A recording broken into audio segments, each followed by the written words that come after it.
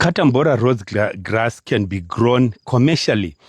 Like the one we saw on the other farm in Trelawney, it's different from this one. This one is planted, and there's also a center pivot to support it during dry spells.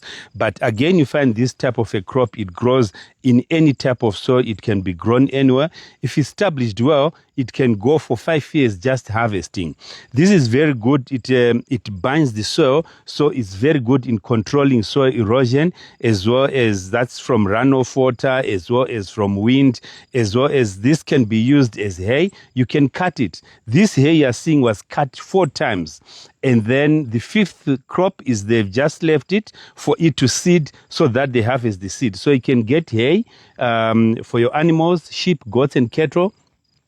You can also use it as bedding in your chickens or even in pigs.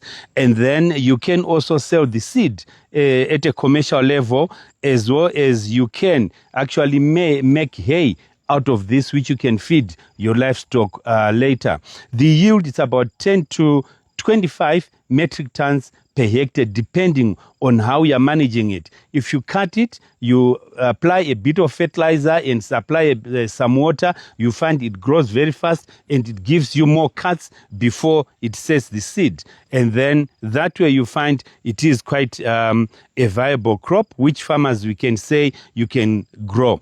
Most importantly, to farmers who are into tobacco, this crop here is very good to rotate with tobacco. If you grow, say, 2 years your Katambora and then come back with tobacco, you won't have a challenge of serious nematodes in your fields because this resists nematodes. So it is a very good crop to rotate with when you are into tobacco, which saves you a lot of money. That's quality, as well as the yield, as well as the money on nematicides. So it is a crop which is very helpful on the farm when it comes to the bottom line at the farm.